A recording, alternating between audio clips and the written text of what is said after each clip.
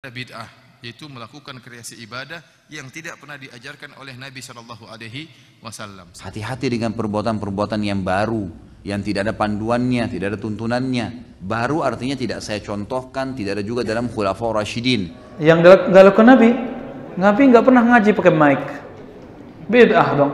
Nabi nggak pernah sholat pakai sajadah, bid'ah dong. Pakai sajadah kita. Nabi pakai sajadah tapi bukan sajadah seperti ini. Sajadahnya anyaman kurma.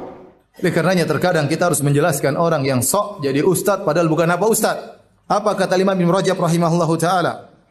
Fa amma ahlul bid'ah wal dhalalah wal ahwa, adapun pelaku bid'ah, pelaku kesesatan, pengikut hawa nafsu, wa man tashabbaha bil ulama wa laysa minhum, ada yang sok-sok jadi ulama padahal bukan bagian dari mereka, bukan ulama, fa yajuzu bayanu jahlihim, maka boleh menjelaskan kejahilan mereka, kebodohan mereka harus dibongkar. Lalu Nabi SAW berkata, wa iyyakum wa muhdatsatil umur, dan hati-hati dengan muhdatsat. Tahu muhdatsat itu apa? Hadatsa, ya. Fa inna kulla muhdatsin bid'ah. Semua yang muhdatsa, yang tidak ada saya contohkan, tidak Khulafaur Rasyidin contohkan, maka dia adalah perbuatan bid'ah. Jadi kalau antum mengatakan bid'ah yang tidak dilakukan Nabi, ini bertentangan dengan Syekh Ibnu Taimiyah yang wafat 728 Hijriah. Tahu Ibnu Taimiyah? Ma lam yadulla alaihi dalilun syar'i, yang tidak ada dalil syara'nya, bukan yang tidak dilakukan Nabi. Ini kok ngajarin Nabi ya? Nabi ini orang Arab bukan? Yang paling tinggi, paling mulia nasabnya. Ketika Nabi bersabda, sallallahu kullu bid'atin dhalalah, Nabi tahu nggak yang disabdakan ini? Nabi tahu nggak yang disabdakan? Ya paling tahu ya Nabi sallallahu, para sahabat yang disampaikan. Baru ngerti nahu sedikit, nakiro segala macam, sudah mau ngelawan. Biasanya kitab-kitab terjemahan Wahabi itu memang cukup provokatif dan dengan narasi yang memang siapapun yang nggak pernah mondok pasti tertarik. Kenapa? Kalau bid'ah yang tidak dilakukan Nabi, maka Umar, Ubay, dan semua sahabat Nabi yang sholat tarawih berjamaah ahli bid'ah semua. Kenapa? Ubay bin Ka'ab memimpin sholat, disuruh oleh Umar sholat tarawih 20 rakaat. Sedangkan Syekh Albani mengatakan sholat tarawih lebih dari 11 rakaat bid'ah. Kullu bid'atin dhalalah. Setiap bid'ah itu sesat. Setiap sesat finnar dong, masuk neraka dong Ubay. Berarti bukan sahabatnya yang salah, pemahaman bid'ah kita yang bermasalah.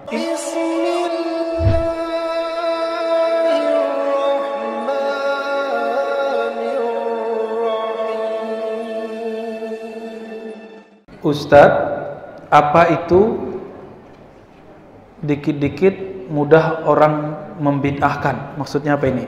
Apa itu bid'ah gitu kali ya? Oke, apa itu bid'ah Pak? Yang kita tahu bid'ah apa? Yang nggak lakukan Nabi? Nabi nggak pernah ngaji pakai mic, bid'ah dong. Nabi nggak pernah sholat pakai sajadah, bid'ah dong. Pakai sajadah kita. Nabi pakai sajadah tapi bukan sajadah seperti ini. Sajadahnya anyaman kurma. Itu pun jarang ya. Gimana kira-kira? Nabi sholat selalu, beliau itu pergi ke masjid jalan, karena rumahnya dekat. Jadi pakai. Jadi kalau antum mengatakan bid'ah yang tidak dilakukan Nabi, ini bertentangan dengan Syekh Ibnu Taimiyah yang wafat 728 Hijriah. Tahu Ibnu Taimiyah digelari dengan Imam Salafi. Imam, apa kata beliau? Punya kitab 2 jilid, Iqtida' Shiratal Mustaqim. Apa kata beliau? Al-bid'ah itu adalah ma lam yadulla alaihi dalilun syar'i, yang tidak ada dalil syara'nya, bukan yang tidak dilakukan Nabi. Kenapa? Kalau bid'ah yang tidak dilakukan Nabi, maka Umar, Ubay, dan semua sahabat Nabi yang sholat tarawih berjamaah ahli bid'ah semua. Kenapa? Ubay bin Ka'ab memimpin sholat, disuruh oleh Umar sholat tarawih 20 rakaat. Sedangkan Syekh Albani mengatakan sholat tarawih lebih dari 11 rakaat bid'ah. Kullu bid'atin dhalalah. Setiap bid'ah itu sesat. Setiap sesat finnar dong, masuk neraka dong Ubay. Berarti bukan sahabatnya yang salah, pemahaman bid'ah kita yang bermasalah. Imam Ibnu Taimiyah nggak ngomong gitu kok. Padahal Imam Salafi. Pak. Ya. Jadi apa itu bid'ah? Yang tidak ada dalil syaraknya. Dalil syarak ada berapa Bapak Ibu? Ikhwan akhwat fillah, ada berapa dalil syarak? Yang disepakati 4, tolong dihafalkan. Al-Quran, sunnah, bukan hadis. Kalau hadis, hidung Nabi masuk di situ. Hidung Nabi mancung ke pesek. Berarti memancungkan hidung sunnah dong. Nggak masuk ya. Jadi sunnah, bukan hadis. Ini beda sunnah dengan sunnah itu yang jadi dalil. Kalau hadis belum tentu jadi dalil. Quran, sunnah, ijma'. Apa arti ijma'? Kesepakatan sahabat. Walaupun Nabi tidak bahas, Nabi tidak lakukan. Yang keempat, qiyas. Orang sini zakat fitrah pakai beras, pakai kurma, apa pakai duit? Atau di dompet duafa pakai gesek? Pakai apa? Nabi pernahkah berzakat fitrah pakai duit? Nabi pernahkah zakat fitrah pakai beras? Gak ada. Orang sekarang lebih senang dikasih duit apa beras? Allahumma sholli ala Muhammad.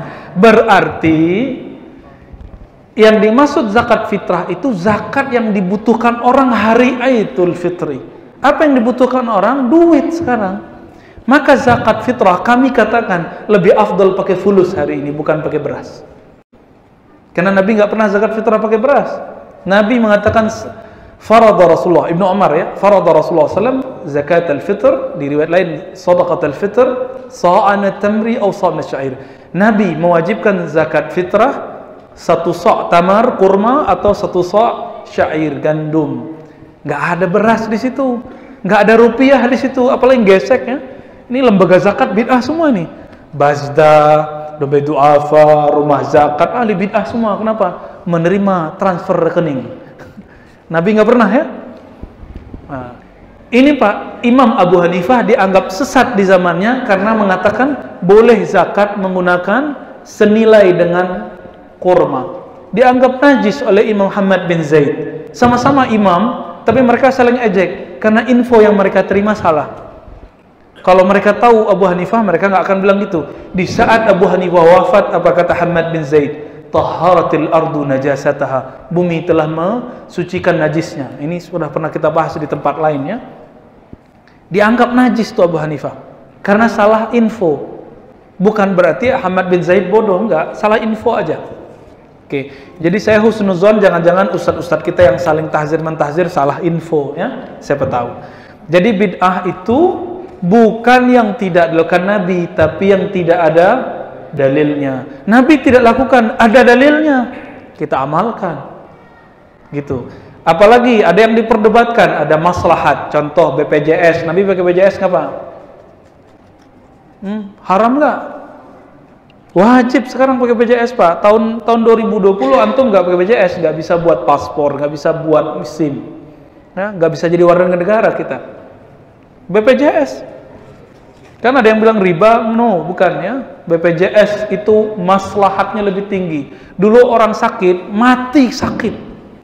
Sekarang orang sakit, masuk rumah sakit cuma bayar dikit ya, yang nggak ditanggung oleh BPJS Kesehatan. Nah, maka BPJS masuk ke maslahat. Ini bukan lagi kampanye Pak ya. Bukan kampanye BPJS, saya bukan. Ini contoh aja. Nah, contohnya apa lagi? Nabi sahabat sekolah nggak? Nyantri nggak? Enggak ya. Terus kita masukin anak kita ke tahfiz segala macam. Kan sahabat gak pernah sekolah. Masuk kemana itu? Ke bab maslahat. Ke bab apa? Maslahat. Oke. Jadi bid'ah itu gak mesti yang tidak lakukan Nabi. Yang benar bid'ah yang tidak ada dalilnya. Ada lagi contohnya. Contohnya apa ya? Kalau kita hari raya, kita salam-salaman, minta maaf, lalu silaturahmi, itu masuk ke mana? Urf. Uruf itu bahasa lainnya adat. Mudik. Orang Pekanbaru mudiknya macam-macam ya. Ke Medan, ke Padang, ke Jambi, ada yang asli sini. Ada yang udah gak mau pulang-pulang ya. silaturahmi saat Ramadan, saat akhir Ramadan atau mudik itu tidak bid'ah, itu masuk ke urf.